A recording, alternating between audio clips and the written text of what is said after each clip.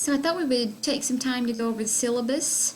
To find it, you're going to go into the course information content, which is where we're at right now, and you'll see housekeeping chores, and then you're going to go to syllabus, and if you open that up, I usually tell students it's better to download it. It goes faster and you don't have to work through eLearn. So I will download it and pull it up from there just to show you how much quicker, but whatever your preference is that you would want to do is fine with me. So as we wait for the Word document to open, then we will start, as soon as it opens, we'll start looking at it.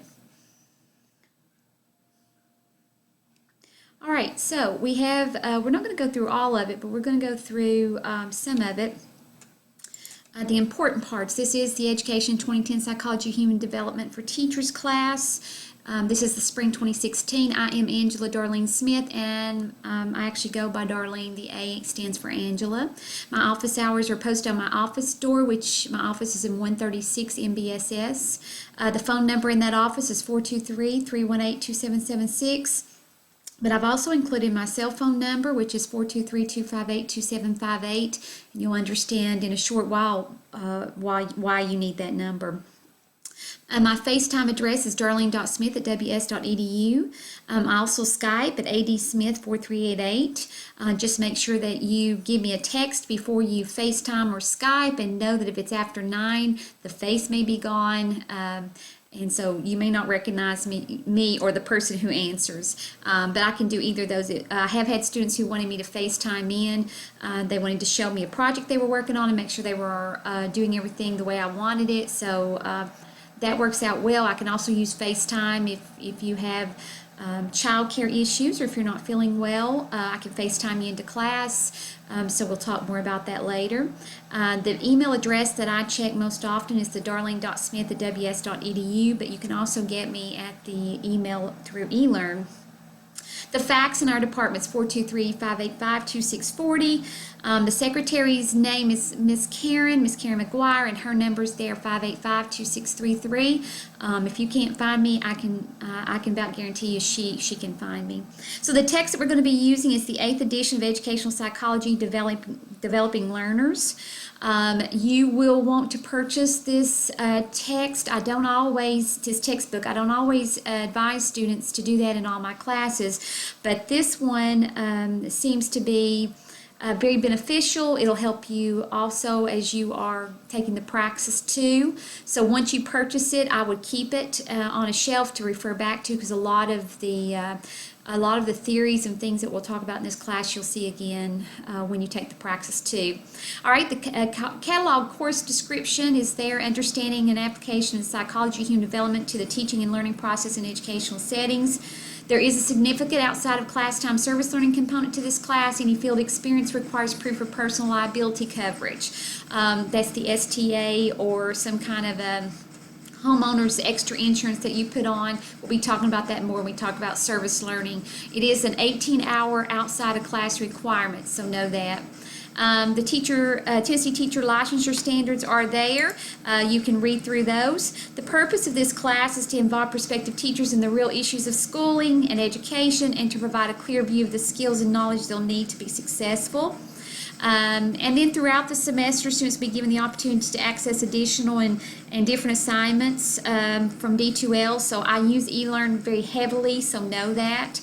And I always give you a heads up and make sure that you know due dates and those kind of things. The assignments are mandatory unless otherwise stated. Please note the dates are subject to some variations based on the class interests and the topics, and sometimes new things will come up as well, so we'll take that as a day-by-day kind of circumstance. Student learning outcomes are listed there. Feel free to read those. The service learning, the project will consist of volunteering for no less than 18 hours at a local school or service agency that utilizes volunteers. During these volunteer hours, you'll be expected to keep a reflective journal detailing your learning experience. And then the service learning manual for education students can be found at the Walter State College homepage. Just so you'll know, there'll be another whole video explaining the service learning, so we'll talk more about that then. There is a problem-based learning activity in this class, PBL. We work together to come up with a problem-based real-world situation, and I try to make it something that is very pertinent to you and your future as an educator. So we will be talking about that more as we get started on the semester. So how do you get your grades? So if you look on the evaluation, there's 3 exams. They're 100 points each, which equals to 300 points. There is a comprehensive final at the end. The PBL is worth 100. The service learning journal entries is worth 100. Service learning paperwork is worth 100. Discussion posts are worth 100. Group activities are worth 100. Chapter quizzes are worth 100. That all adds up to 1,000 points. And then there is how I calculate your final grade. 900 to 1,000 is an A. So you just have to keep an eye on how you're doing and keep calculating your grades. This says most four-year institutions require C or better in education classes. They actually would rather you have a B, so please keep that in mind. Attendance, I never have issues with attendance in my classes. Everybody likes to be there, but you are expected to be in this class. It is a flipped classroom, so your attendance is of a necessity because you're going to be working with groups. So we'll talk more about that in just a little while. Some basic ground rules. I want to focus more on your written assignments for the class. We have purchased here at Walter State a program for you called Grammarly. This program allows you to put in a Word document and someone hand grades it for you and sends it back for the grammatical errors, not necessarily the content, but for grammatical errors. It's a free service to you. The college pays that. So that you can have better success at writing. But what I'm finding is students are not taking advantage of that. So I've put in a few more requirements because of that. I want to make sure, your whole life as a teacher is going to circle around actually being able to talk, oral communication as well as written communication. So I want to make sure that you're getting the writing part down. So all written assignments should be word processed and double-spaced at 12-pitch type and adhere to the commonly accepted rules of writing. This semester, upon the instructor marking the 10th grammar mistake on any written assignment, the instructor will stop grading and automatically deduct 50 more points from the final grade. So then whatever I had graded, that will be graded, and then I'll immediately take off 50 more. So all written assignments must be turned in to the designated drop box by the due dates. I am a stickler on you getting things in on time because I just feel like as a future teacher, that's going to be a skill that you need to know. Due dates matter. There will be no regrading of any written assignments. So once they're in, they're in. All right, absences. If you have to miss the class for any reason, that's excused, sick, doctor's appointment, whatever, and unexcused absences, things without your control, then I expect to hear from you before class starts either way. If I don't hear from you, then you'll be counted absent and you'll not be allowed to make up any of the missed work. Actually, if you can contact me and you feel up to it or you have capabilities to do so, I can actually FaceTime you in, no worries. Makeup exams, I don't have any problems with those because I actually open up the exams on the web, so you have a week's notice and you take them accordingly. The alternative teaching plan is we've already begun to learn with the snow that happened on Wednesday.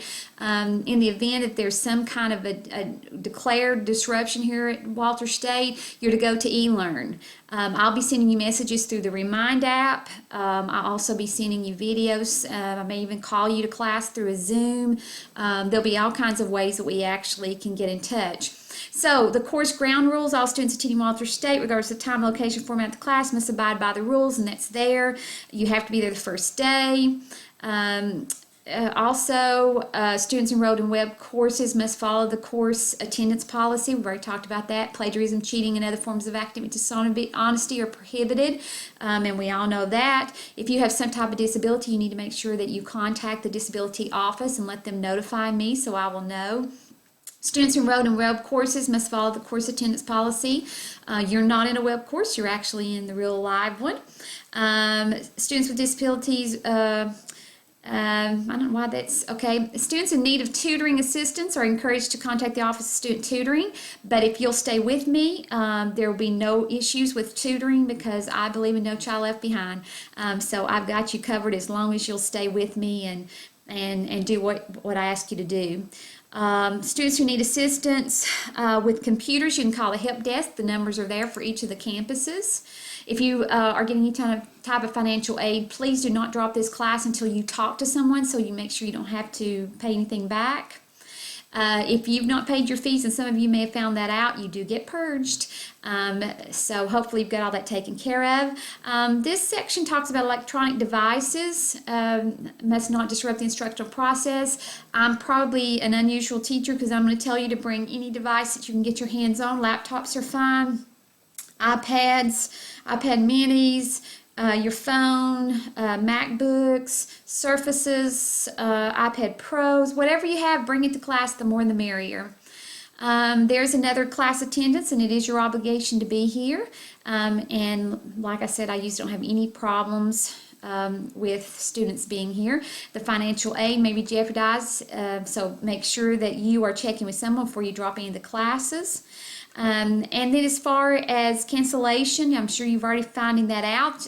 You get notified through StarNet.